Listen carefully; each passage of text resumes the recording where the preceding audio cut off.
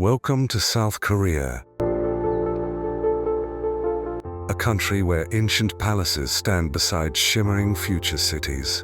From the neon pulse of Seoul to the peaceful temples tucked in misty mountains, this is a land of bold contrasts and endless stories.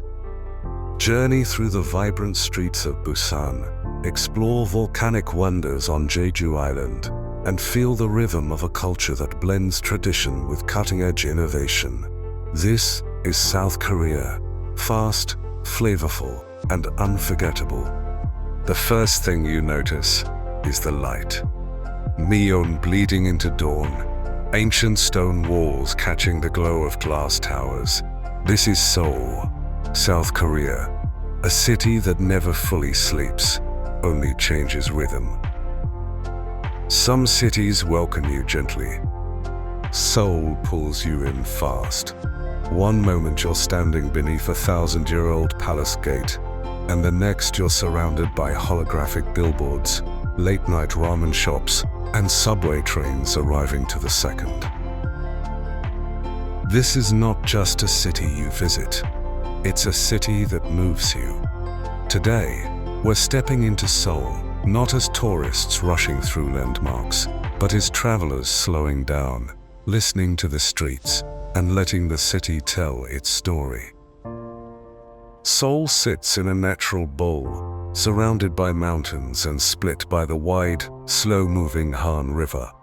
It's home to over 10 million people, yet somehow it feels intimate, layered, human. This is the heart of South Korea. Politically, culturally, emotionally. A place where tradition and innovation aren't opposites, but partners. From above, Seoul looks futuristic. From street level, it feels ancient. And underground, in its subway tunnels and hidden markets, it reveals another world entirely. Seoul is loud, yes, but it's also quiet in unexpected ways. Early mornings in neighborhood alleys, temple bells echoing between office buildings, steam rising from food stalls on cold nights. To understand Seoul, you don't just look forward, you look backward, far backward. Seoul's story begins more than 2,000 years ago, long before skyscrapers, long before borders called South and North.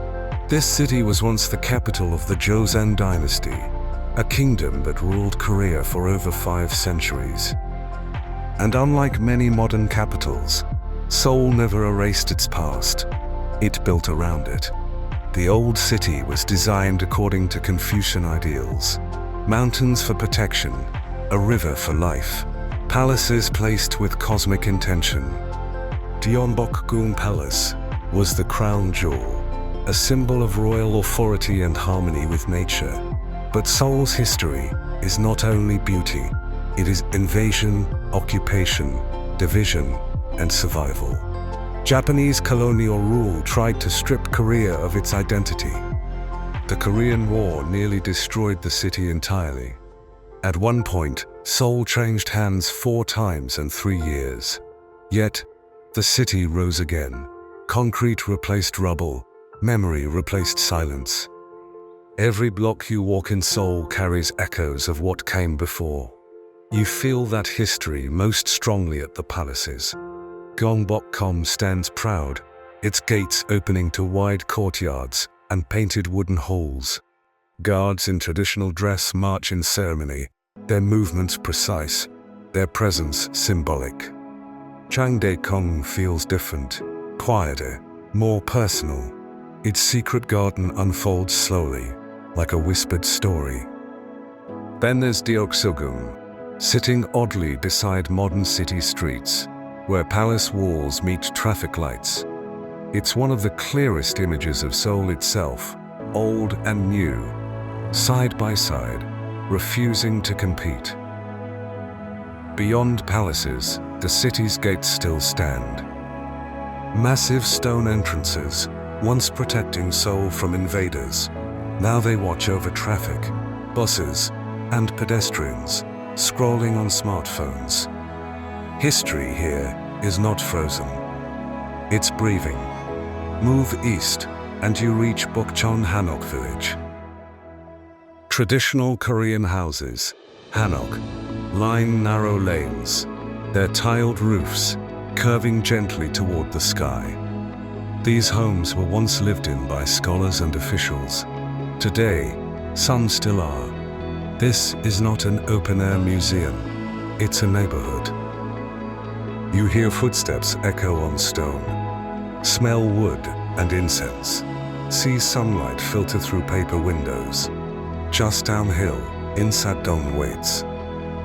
A cultural corridor where tea houses hide upstairs, calligraphy shops sell hand-ground ink, and street vendors offer honey-filled hot egg pancakes. This is Seoul showing its softer side, patient, artistic, proud. Then the city shifts. Myeongdong hits you like a wave, bright signs stacked 10 high, music blasting from storefronts, skincare shops glowing like laboratories of beauty. Here, Seoul's obsession with style, health, and innovation is on full display. Street food sizzles, tteokbokki simmering in red sauce, grilled squid twisting over open flame, cheese stretching endlessly from fried snacks. A few blocks away, Namsan Mountain rises. A cable car carries you above the city to Seoul Tower. From the top, the scale of Seoul becomes clear. Endless neighborhoods, rivers of headlights, mountains holding it all in place. This is where many fall in love with the city.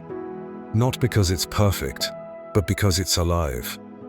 But to truly know Seoul, you have to leave the main roads. In the back streets of Uljiro, old print shops and metal workshops hide behind cafes designed for Instagram. Generations working side by side, sometimes unknowingly. Itaewon tells another story.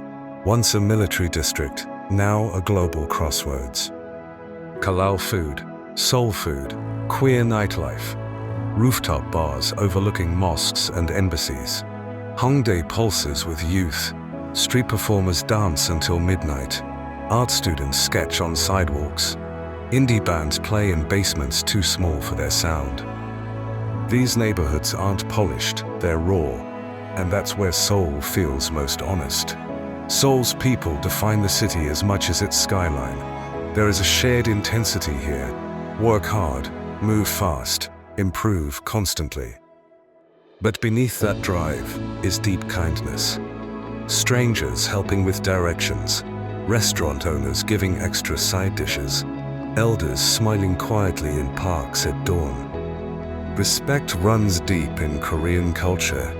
Age matters, hierarchy exists, but so does loyalty, pride, and collective memory. You feel it during holidays, in ancestral rituals, in the way families eat together, sharing everything. Seoul isn't cold, it's just focused. Modern Seoul feels like the future tested in real time. Cashless payments, high-speed internet everywhere, subways so efficient they feel unreal. Gangnam represents this world best. Glass towers, luxury brands, clinics promising transformation. Yet even here, you find quiet temples between office buildings. Lunch crowds bowing slightly to elders.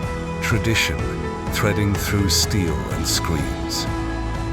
At night, the Han River becomes the city's living room. People picnic, cycle, eat fried chicken by the water. Music floats across bridges. This is Seoul at ease. Every city has shadows.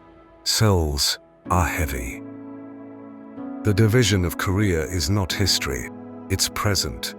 Just north of the city lies the demilitarized zone, a border tense with memory and fear. Within Seoul, war museums, memorials, and survivor stories quietly remind you of loss. Families divided, homes erased, lives caused indefinitely. There's also pressure, academic stress, work culture burnout, a pace that not everyone survives comfortably. Seoul shines, but it asks a lot from those who live here. Now, let's slow things down. Because Seoul rewards patience. Wake early. Walk along Cheongdejeon Stream, where water flows through the city center like a reset button.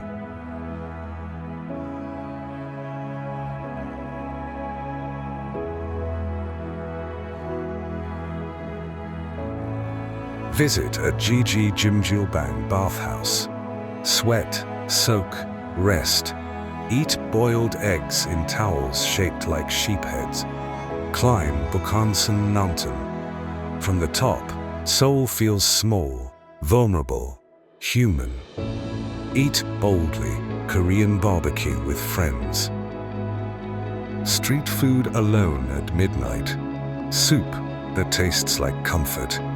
Learn a few words, bow slightly, say thank you. The city notices when you try. Here's my honest opinion. Seoul is not the easiest city to fall in love with, but it's one of the most rewarding. It challenges you, it overwhelms you, then it quietly gives you moments you never forget. This is a city that remembers its pain and still chooses growth. That respects its past while racing toward tomorrow. Seoul doesn't perform for visitors, it lives for itself. And if you're willing to meet it on its terms, it opens up. You don't just leave Seoul with photos, you leave with perspective. And long after you're gone, the city keeps moving. Lights on, trains running, history unfolding, waiting for the next traveler to listen. Seoul, the heart of Korea, a city that doesn't gently introduce itself. It grabs your attention immediately. Neon lights flashing before sunrise, trains humming beneath your feet, mountains rising quietly behind walls of glass and steel. This is a place where time layers itself instead of replacing itself, where 1,000 years can exist in a single frame. One step forward takes you into the future. One step sideways drops you into the past. Seoul doesn't wait for you to understand it. It moves. And you either move with it, or you get left behind. Today, we're not rushing. We're slowing down, walking the streets, listening to the city breathe.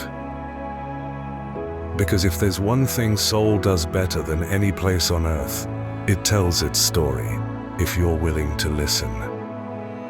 Seoul sits in the northwest of South Korea, wrapped in mountains and split cleanly by the Han River.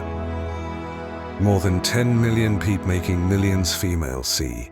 During the day, it feels like twice that. From above, Seoul looks endless. Neighborhoods stacked on neighborhoods, bridges stretching like veins across the river, highways twisting between towers. But down on the street, Seoul feels personal. Alleyways barely wide enough for two people. Corner shops that remember your face. Elderly couples walking slowly, while the rest of the city rushes past them. This is the political, cultural, and emotional center of Korea. What happens here ripples across the entire country. Trends are born here. Movements start here. Pain and hope both pass through these streets first. Seoul is not just a city. It's a pulse. To understand Seoul, you have to go back, far back. More than 2,000 years ago, this land was already recognized as powerful, protected by mountains, fed by water, positioned perfectly for trade, defense, and growth. Seoul is the least terrible pulse scale, which was placed by Roman caravels and beacon. In 1394, Seoul, then called Hanyang, became the capital of the Joseon dynasty. For over 5 centuries, kings ruled from here, guided by Confucian values that shaped Korean society deeply and permanently.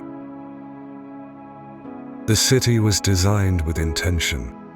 Palaces in the north, markets in the center, homes arranged by social order. Even nature was considered part of the government's design. But Seoul's history is not gentle. It's marked by invasion, occupation, war, and division. Japanese colonial rule attempted to erase Korean identity. The Korean War reduced much of the city to rubble. Families were split, memories burned. The city fell and rose again and again. Seoul survived because it refused to forget who it was. That history still stands, quietly, among the modern noise. Gyeongbokgung Palace is the soul of old Seoul. Massive gates open into wide stone courtyards. Painted wooden halls reflect sunlight in soft colors. Mountains rise behind the palace like silent guardians. Here, you can watch the changing of the royal guard. Bright uniforms, slow, deliberate movements. A ceremony that connects modern Seoul directly to its royal past. Not far away, Gyeongbokgung offers something different. Its buildings feel more human, more intimate. Behind them, the secret garden unfolds. Trees, ponds, and paths designed to feel untouched, even though every stone was placed with purpose. Gyeongbokgung Palace sits strangely beside busy roads and office towers. Stone walls meet crosswalks. Palace roofs reflect headlights. It's one of the clearest images of Seoul itself, past and present, sharing the same space. Beyond the palaces, Seoul's traditional neighborhoods tell quieter stories. Bukchon Hanok Village rests between royal grounds. Its narrow lanes lined with hanok, traditional Korean homes with curved tile roofs and wooden frames. Some of these houses are museums, some are guest houses, some are still homes. Real people live here. Children grow up here. Life continues carefully, respectfully, under centuries-old roofs. Walk slowly. Listen to footsteps echo on stone. Feel how sound changes in tight alleys. Smell wood, earth, and time. Just downhill, Insadong opens up, a cultural street filled with antique shops, tea houses, calligraphy studios, and art galleries. This is where Seoul preserves its artistic memory. Upstairs cafes hide behind simple doors. Tea is served slowly. Time stretches here. In a city that rarely slows down, Insadong asks you to pause. Then Seoul shifts gears, fast. Myeongdong hits you with color and sound. Bright signs stacked high above the street. Music pouring from storefronts. Crowds flowing like water through narrow lanes. This is where Seoul shows its global face. Fashion, beauty, food. Trends moving faster than you can track them. Street food sizzles everywhere. Spicy rice cakes bubbling in red sauce. Skewered meat smoking over open flames. Sweet pancakes filled with melted sugar and nuts. Above it all, Namsan Mountain rises quietly. A cable car carries you upward, lifting you out of the noise. At the top, now Seoul Tower watches over everything. From here, you see the full scale of the city. Endless buildings. The Han River cutting through it all. Mountains holding the edges together. This is where many people fall in love with Seoul for the first time. But Seoul's real character lives off the main roads. Iljiro is one of those places. Old printing shops, hardware stores, and metal workshops line streets that haven't changed much in decades. Recently, young creatives moved in. Cafes appear behind industrial doors. Neon signs glow above aging brick. Two generations share the same streets, often without speaking, but somehow making it work. Itaewon tells a different story. Once shaped by the presence of foreign soldiers, it's now one of the most diverse neighborhoods in Korea. Here, mosques stand near churches. Global food from every corner of the world fills the streets. Nightlife spills onto rooftops overlooking the city. This is Seoul experimenting with identity. Open, messy, alive. Then there's Hongdae. Youthful, loud, creative. Street performers dance until midnight. Musicians play for crowds that form and disappear in minutes. Art students sketch between cafes and clubs. Hongdae isn't polished, it's real. Seoul is defined by its people. There's a shared energy here, focused, driven, intense. Work hard, study harder, improve constantly. Education is taken seriously. Careers are built carefully. Time feels valuable, sometimes heavy, but beneath that pressure is warmth. Strangers help without asking. Restaurant owners add extra side dishes, just because. Elders stretch and talk quietly in parks at sunrise. Respect shapes daily life. Age matters, manners matter, community matters. Korean culture values togetherness. Meals are shared, drinks are poured for others first. Loyalty runs deep. Seoul isn't cold, it's just disciplined. Modern Seoul feels like a test version of the future. High-speed internet everywhere. Subways, so efficient they feel unreal. Cashless payments, delivery culture taken to extremes. Gangnam represents this world perfectly. Tall buildings, luxury brands, private clinics promising transformation. Offices filled with ambition. Yet even here, tradition survives. Small temples hide between towers. Lunch breaks are short but respectful. Elders are still bowed to. At night, the Ham River becomes Seoul's shared backyard. People picnic on the grass, ride bikes along the water, eat fried chicken while music drifts across the river. For a moment, the city relaxes.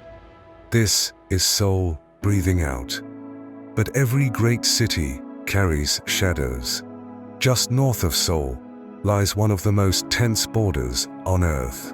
The division of Korea is not history, it's ongoing. The Korean War never officially ended. Families remain separated. Stories remain unfinished. War memorials and museums across Seoul quietly hold these memories. Memes carved into stone. Photos frozen in time. Silence heavy with meaning. There's another kind of pressure too. Academic stress, work culture, expectations that don't always leave room to fail. Seoul moves fast, and not everyone can keep up. The city shines, but it demands strength. If you visit Seoul, slow down. Walk Cheonggyecheong Stream early in the morning. Water flowing through the city center like a quiet reset. Visit a Gyeongbokgung bathhouse. Sweat, soak, rest. Eat boiled eggs and lie on heated floors while time disappears. Climb Busan mountain. From the top, the city feels small, vulnerable, human. Eat without fear. Korean barbecue with friends. Street food alone at midnight. Soup that tastes like comfort and memory. Learn a few words. Bow slightly. Say thank you. Seoul notices effort. Here's my honest opinion. Seoul is not an easy city to love instantly. It can overwhelm you, exhaust you, confuse you. But if you give it time, it gives back more than almost any place I've been. This is a city shaped by pain that chose growth. A city that respects its past while sprinting toward the future. Seoul doesn't perform for visitors. It exists for itself. And that's what makes it powerful. You don't leave Seoul with just photos. You leave with perspective. And when you're gone, the city keeps moving. Lights on, trains running, history unfolding. Seoul, the heart of Korea, waiting for the next traveler to listen. The first thing you hear is the ocean. Not softly, not politely, but confidently, crashing against the shore like it owns the city. This is Busan, beach and city energy in one frame. Skyscrapers rising behind rolling waves. Fishing boats floating beneath glowing bridges. A place where sandals and suits exist on the same street. Busan doesn't try to be Seoul. It doesn't need to. This city has its own rhythm, slower, saltier, louder in its own way. Here, the mountains fall straight into the sea, and the sea shapes everything, how people live, eat, work, and dream. If Seoul is the brain of Korea, Busan is the lungs, breathing, expanding, alive. And once you arrive, the ocean never lets you forget where you are. Busan is South Korea's second largest city. Stretched along the southeastern coast, it's framed by hills, stitched together by bridges, and constantly facing the open sea. This is Korea's largest port city, a gateway to the world, a place of arrivals and departures. During the day, Busan feels relaxed. People move with purpose, but not urgency. At night, the city lights reflect off the water, and suddenly everything feels cinematic. Neighborhoods here feel distinct, some gritty, some polished, some playful. Beach towns that feel like resorts sit minutes away from dense urban centers. Busan doesn't hide its contradictions, it embraces them. Busan's history is tied to survival. For centuries, it was Korea's main window to the outside world, a trading port, a military stronghold, a meeting point for cultures. But its defining moment came during the Korean War. As much of the country fell into chaos, Busan became the last stronghold, the final refuge. Millions of refugees poured into the city, desperate and displaced. For a time, Busan served as the temporary capital of South Korea. Tents covered the hillsides. Families crowded into makeshift homes. Life was hard, but it continued. That spirit never left. Busan learned how to endure, how to rebuild, how to keep moving forward, even when everything feels uncertain. You still feel that resilience in the streets today. The ocean is Busan's main character. Haeundae Beach is the most famous. Wide sand, clean water, tall hotels lining the shore like a skyline facing the sea. By day, families and sunbathers fill the beach. By night, couples walk barefoot while city lights shimmer on the waves. Not far away, Gyeongbokgung Beach offers a different mood. The Gyeonggan Bridge stretches across the water, glowing after dark. Music plays, cafes stay open late. This is where Busan feels young, social, alive. Beyond the beaches, the city raises into hills. Ganchan Culture Village spills down one of them, a maze of colorful houses, murals, and stairways. Once a poor refugee settlement, it's now one of Busan's most photographed spots. But look past the colors, and you still see life happening. Laundry hanging, elders chatting, cats sleeping in doorways. This is Busan turning struggle into identity. Temples in Busan feel different. Hadong Yeongonsa sits right on the coast. Waves crash beneath stone lanterns. The smell of salt mixes with incense. Most temples hide in mountains. This one faces the sea. It feels open, vulnerable, honest. As if spirituality here isn't about escape, but acceptance. Busan Temple offers contrast. Deep in the mountains, quiet and shaded. Wooden halls creak softly. Leaves fall gently. From here, Busan feels far away, even though it's right below you. These places remind you that Busan isn't only energy. It has depth, stillness, reflection. If you want to understand Busan's soul, go to the markets. Jeju Fish Market is the most famous. The smell hits first, strong, salty, real. Sea creatures you've never seen before swim in tanks. Vendors shout prices, knives flash, buckets splash. Upstairs, small restaurants serve the freshest seafood imaginable.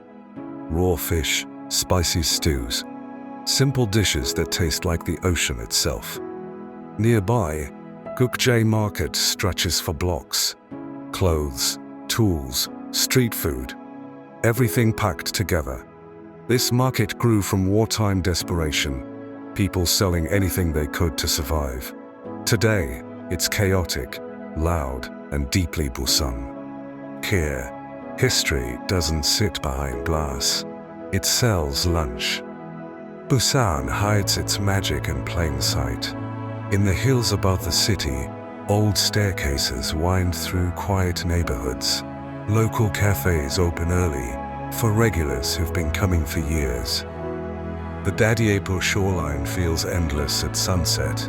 Wide skies, soft light, locals walking dogs, alone with their thoughts.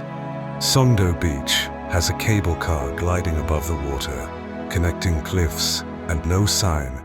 Way for lunges, alone. From above, the city feels playful, almost gentle. Even the cemeteries here offer views of the sea. Life and death sharing the same horizon. Busan doesn't lock its beauty behind gates. You just have to wander. The people of Busan are different, and they'll tell you that proudly. They're known for being direct, louder, less formal. Where Seoul bows, Busan nods. Where Seoul hesitates, Busan speaks. There's humor here, sarcasm, warmth that comes fast. People joke loudly in restaurants. Fishermen shout greetings from docks. Taxi drivers tell you exactly what they think, whether you asked or not. This city was built by survivors, and that creates confidence. Busan people know who they are. They don't need approval. Modern Busan feels like motion. Ports never stop. Ships arrive from everywhere. Containers stack like city blocks of steel. Centum City represents the future. Tall buildings, malls, convention centers. One of the world's largest department stores sits here, filled with luxury and noise. But just minutes away, you're back at the beach. Surfboards leaning against cafes. Office workers walking barefoot after work. Busan balances ambition with breath. At night, the city glows differently than Seoul. Softer, warmer. Reflections ripple across dark water instead of glass walls. It feels less competitive, more human. Busan holds mystery too. The ocean gives and takes. Storms roll in fast. Fishing accidents are remembered quietly. During the war, bodies were buried hurriedly.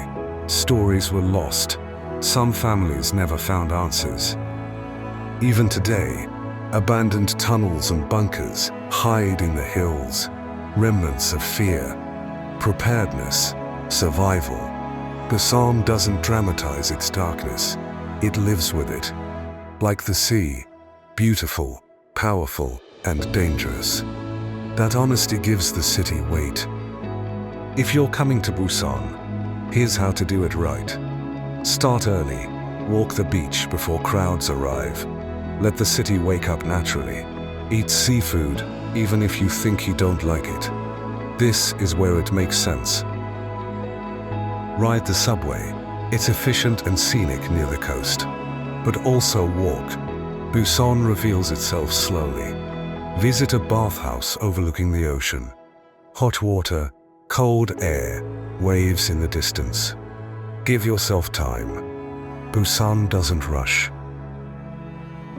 And neither should you. Here's my honest take. Busan is easier to fall in love with than Seoul. It's more relaxed, more open, less demanding, but it's no less powerful. This city teaches you that progress doesn't have to be loud, that ambition can coexist with joy, that life can move forward without forgetting how to breathe. Busan doesn't chase the future, it walks toward it, barefoot, along the shore. You don't leave Busan feeling impressed, you leave feeling lighter. And as the waves continue crashing behind you, you realize something simple and true. Some cities energize you, some cities challenge you. Busan lets you live. The wind arrives before anything else. Soft, steady, constant. It moves through tall grass, over black volcanic rock, across open fields that stretch all the way to the sea. Waves crash against cliffs below. Birds circle slowly above. And suddenly, the noise of the world you came from feels very far away. This is Jeju Island, Korea's nature escape, a place where time loosens its grip, where the land feels older than memory, where people come not to chase something, but to breathe again. Jeju doesn't shout for attention, it waits, and if you slow down enough, it changes you. Jeju Island sits off the southern coast of South Korea, surrounded completely by ocean. It's the country's largest island, yet it feels personal, almost intimate. At the center of Jeju rises Hallasan, a massive volcanic mountain that quietly watches over everything. From its slopes, forests roll outward toward farmland, villages, lava fields, beaches, and cliffs. This is not a city island, it's a landscape island. Life here spreads outward, not upward. Buildings are low, roads curve naturally. Nature is never far from view. For many Koreans, Jeju represents rest, honeymoons, healing trips, fresh starts.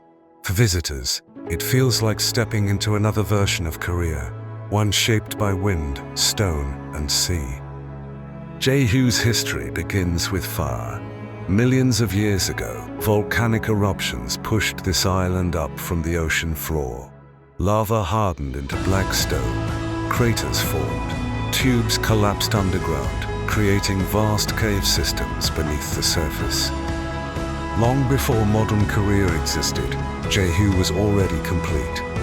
For centuries, the island remained isolated. The sea protected it and trapped it.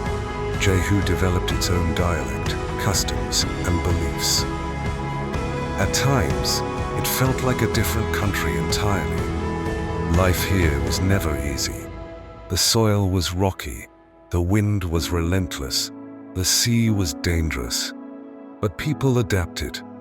They learned to live with nature instead of against it.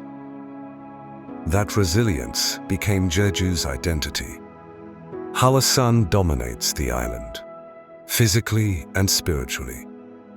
At nearly 6,400 feet, it's South Korea's tallest mountain. Trails climb through changing ecosystems, forests, meadows, volcanic rock, and finally a crater lake near the summit. On clear days, the view stretches endlessly. Ocean on all sides, clouds drifting below your feet. For locals, Hallasan is sacred, a protector, a presence. But the mountain isn't Jeju's only landmark. Along the coast, Seongsan Ilchulbong rises sharply from the sea, a volcanic tuff cone formed by underwater eruptions. At sunrise, light spills over its rim, turning the stone gold. Cliffs line much of the shoreline. Waves slam into them without mercy. The sound is constant, hypnotic. Jeju doesn't hide its power. It shows it openly. Then there are the caves. Manjangal lava tube stretches for miles underground, its ceiling frozen mid-flow. Lava stalactites hang like dark chandeliers. The air is cool, heavy, ancient. Walking here feels like stepping inside the island's memory. Above ground, waterfalls appear where you don't expect them, like Gyeongbokgung Waterfall, pouring directly into the ocean. Fresh water meeting salt water in a dramatic collision. Everywhere you go, Jeju reminds you that this land was shaped violently and survived beautifully. But Jeju's most iconic symbol isn't a mountain or a cave, it's a woman. The Hanyo, female freedivers, are the soul of this island. For generations, these women dove into cold, open water without oxygen tanks.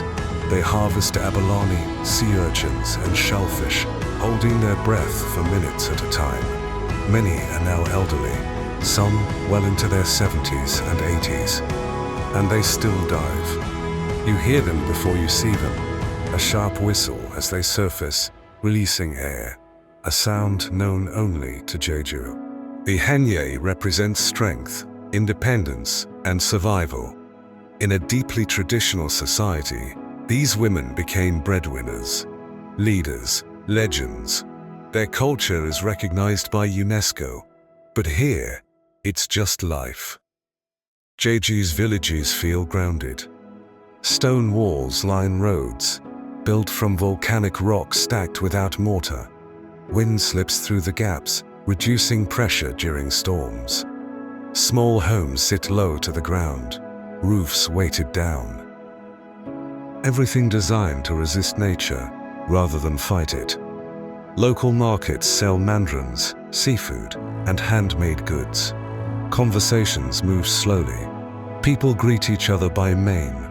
This is a place where community matters, because it always had to. When the weather turns, neighbors help neighbors. When the sea is rough, boats stay docked. Jeju teaches patience, whether you want it or not. There is beauty here that guidebooks barely mention. Hidden beaches with black sand. Coastal trails where wildflowers grow freely. Quiet fields where horses roam under open sky. In the west, Seoul Peak offers sweeping views without crowds. In the south, Oedolge Rock stands alone against the sea, like a forgotten guardian. Jeju teaches patience. Even the roads feel scenic, curving past farms, stone walls, and sudden ocean views that make you pull over without thinking. Jeju rewards wandering, not planning, not rushing, just moving slowly. Modern Jeju exists, but it never dominates. Jeju City has cafes, hotels, and nightlife, but it feels modest. Seoul offers comfort without chaos. Tourism is everywhere, but quieter than you expect. Even popular places feel spaced out. There's a balance here. Development exists, but nature still leads. Jeju feels protective of itself. Even new buildings seem to lower their voices out of respect for the land. Jeju also holds deep scars. In the late 1940s, political violence tore through the island. Thousands of civilians were killed, villages burned, families destroyed. For decades, the tragedy was barely spoken about. Silence settled over the island like fog. Today, memorials stand quietly, names carved into stone, stories finally told. Jeju's beauty carries weight, because peace here was not free. The island remembers, even when it smiles. If you come to Jeju, come with intention. Rent a car. Freedom matters here. Follow coastal roads without checking the time. Hike early. Weather changes fast. Pack layers. The wind decides everything. Eat simply. Black pork grilled slowly. Fresh seafood. Warm soups after long walks. Visit a Haenyeo museum. Learn before you photograph. Respect before you consume. Jeju doesn't want to be rushed. it wants to be felt. Here's my honest opinion. Jeju is not exciting in a loud way. It won't overwhelm you with nightlife or constant stimulation, but it gives you something rarer: space, perspective, stillness. This island reminds you how small you are and how okay that is. Jeju doesn't impress you, it grounds you. You don't leave with adrenaline, you leave lighter, calmer, reset, and long after you go, the wind keeps moving. The waves keep crashing. The island keeps waiting. Jeju Island, a place you don't just visit, a place you return to, even when you're far away.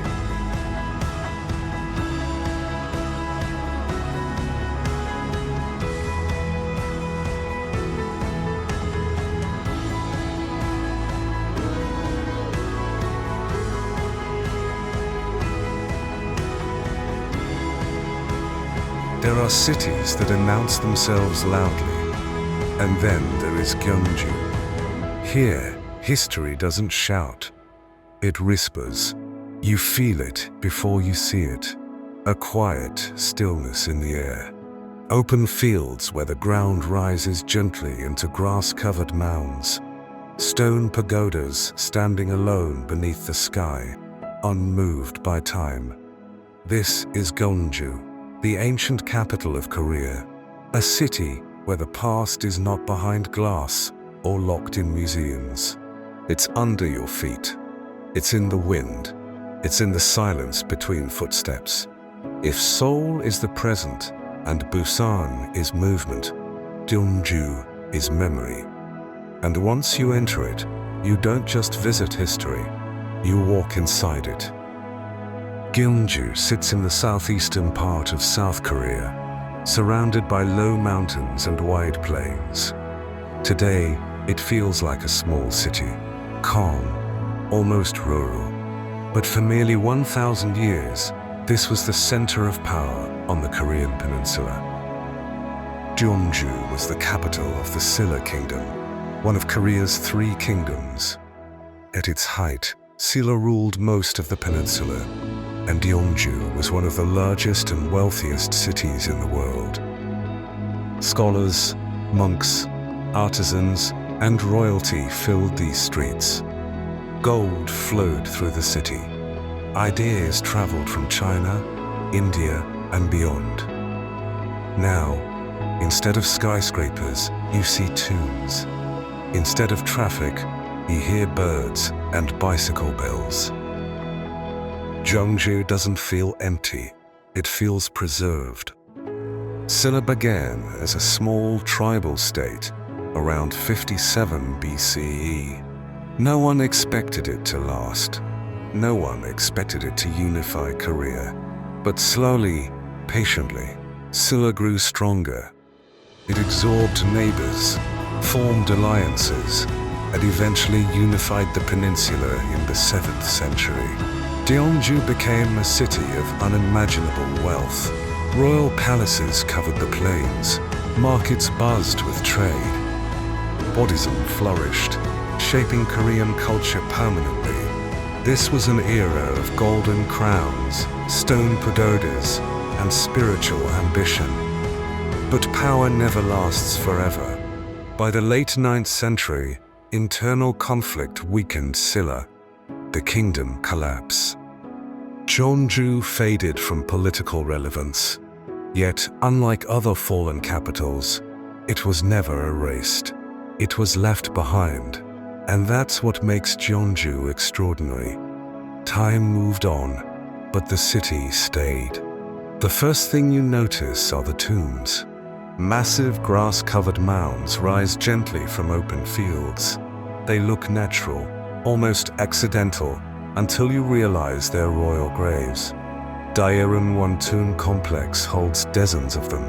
Kings, queens, nobles, all buried beneath layers of earth, stone, and ritual. Inside one tomb, archaeologists discovered a solid gold apple, a delicate, shimmering, unreal, a reminder of how advanced and wealthy Silla truly was. At sunset, these tombs glow softly. Children play nearby. Couples walk quietly past. In Gyeongju, death isn't hidden, it's honored. Just beyond the tombs lies Cheomsongdae, a simple stone tower, quiet, modest. This is the oldest surviving astronomical observatory in East Asia. Built in the 7th century, it once tracked the stars, seasons, and cosmic order.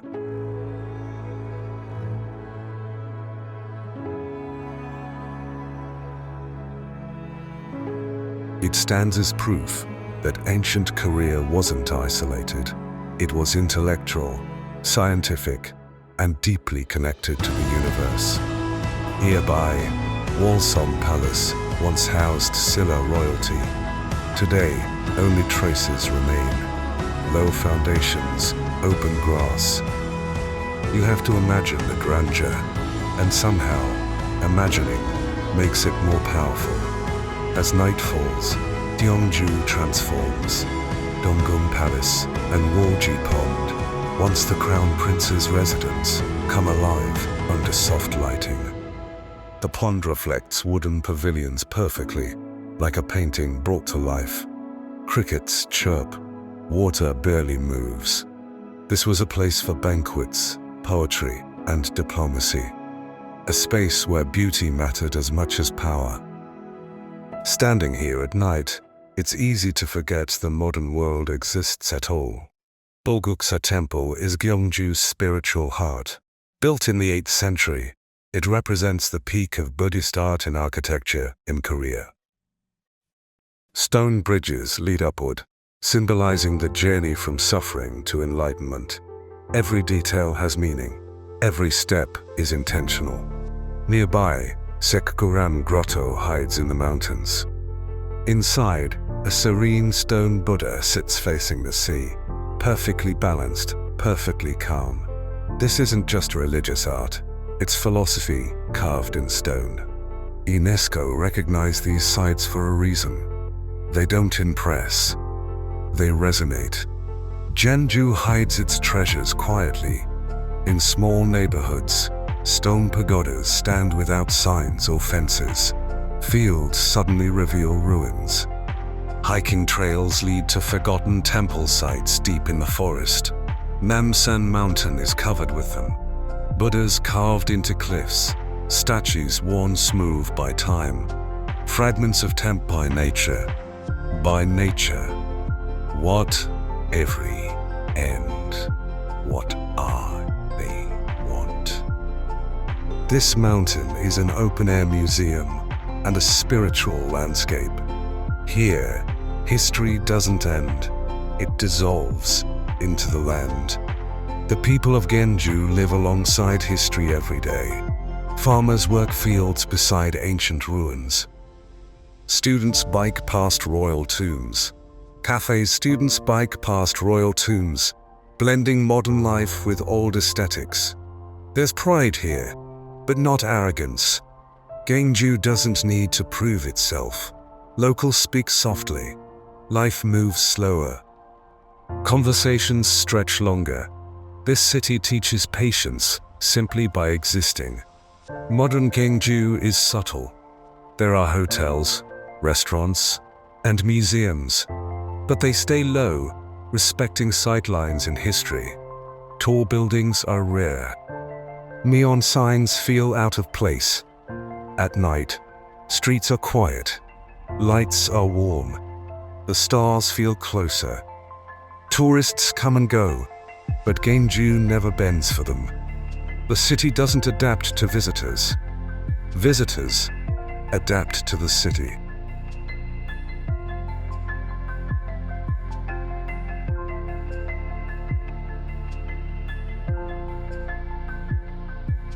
Gyeongju holds mystery too. Many tombs remain unopened, their contents unknown. Legends speak of cursed graves, hidden treasures, spirits protecting sacred ground. During excavations, Entire structures were found buried beneath fields, lost cities beneath the city.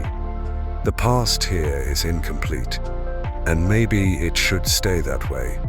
Some things are meant to remain unanswered.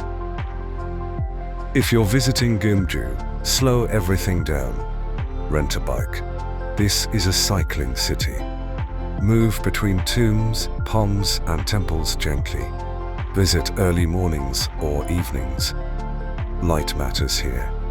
Eat traditional food, simple, balanced, comforting. Stay overnight if you can. Gyeongju at night is when it speaks loudest. This is not a checklist city. It's a feeling city. Here's my honest opinion. Gyeongju won't thrill you instantly. It won't flood your senses. But if you give it time, it will stay with you longer than most places you visit. This city reminds you that greatness doesn't always look dramatic. Sometimes it looks quiet. Sometimes it looks forgotten. Gyeongju teaches humility. It teaches perspective. It reminds you that civilizations rise, shine, and fade, but meaning can remain. When you leave Gyeongju, nothing dramatic happens. No grand farewell, no final spectacle. You just walk away. And behind you, the tombs stay still. The pagodas stand. The mountains watch. Gyeongju doesn't chase the future. It waits. A city built on memory. An ancient capital that never truly fell, because it never needed to rise again.